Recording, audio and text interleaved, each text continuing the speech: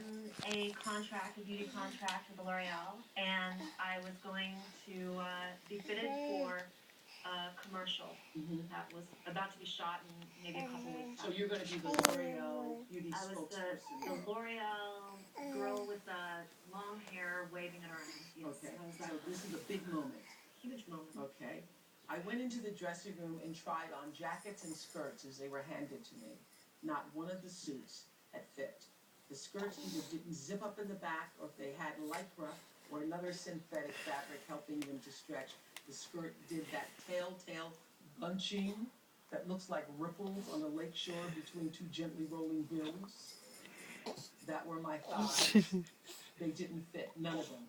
They were all a size 4. I could have argued that the European sizing was different. I could have made a case for myself, but none of that was important when I couldn't get the 15th skirt in a row.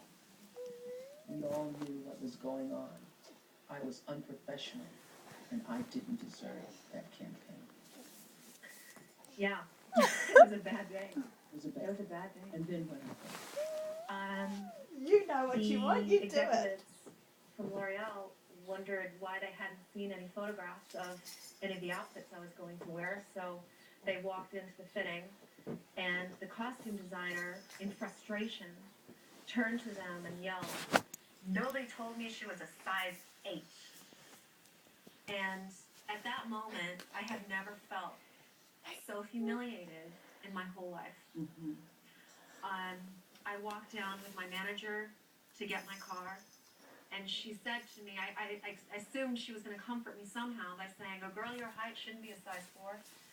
She said, "Just face it, honey, you have big legs." Just face it. And you know the reason that struck me so? Because I think size 8 is goal weight. You know, really. No. I think the reason that struck me so is when I read it. Remember I told you that? And that when somebody else, nobody told me she was a size 8, and you leave feeling shamed because you are a size 8. And incidentally, you should be a size 8 or something like that at 5'6". But you know, the social ideal now, what we're supposed to look like, is so ridiculously emaciated that, you know, that should be a comfortable weight for somebody, and it is a healthy, good weight. But at the time, it was devastating for me because it's not what I was expected to be. And that was the start of the diet that led to anorexia. And I remember starting that diet thinking, and I don't mean to sound corny, I would prefer to die, literally die, than fail another diet. So in the book, Portia writes about the striptease scene in Ally McBeal that sent her into a downward spiral. Tell us about that. Well, I had signed up to play an attorney on Ally McBeal who seemed very cold, very professional, very kind of buttoned up. Within 3 or 4 episodes, I was begging my boss to sleep with me. Now this happens on TV. You don't have control over where your character is heading. The only thing I really had control over was how I looked and what I weighed. Look at her ribs poking out there. Were you feeling like you were overweight in that scene? At the time, I asked everybody I knew how I looked. And so I was constantly looking for external validation. How was it? How I looked? And one friend of mine, one very good friend, said to me, "You look like a normal, healthy woman." And those 3 words, the 3 words really sent me into shock. Normal? Who wants to be normal? Who wants to be like normal weight range? Right. Healthy suggested that I was kind of like pudgy woman.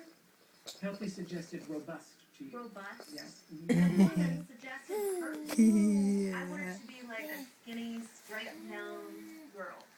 Yeah, androgynous almost. Yeah. Yeah, which is interesting. The word normal would affect you that way, because earlier in your life you had changed your name because you were in a race with someone else named Amanda Rogers, which was your original name. Right. I was a track and field star. The only girl that could beat me was a girl by the same name, my birthday, Amanda Rogers. I know. And I thought, well, what's the point of even trying to beat this girl? why make a name for myself when someone else already has it? Mm-hmm. No one would even know if I beat this girl. That it was you. Know who won the race. Yes, yeah. And, I mean, I literally wanted to make a name for myself.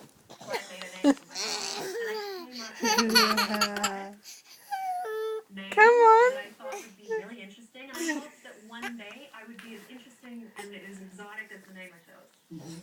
And I did it when I was 15 years old. Mm-hmm. And it really was the start, I guess, of me kind of not being comfortable with who I really was. We'll be right back.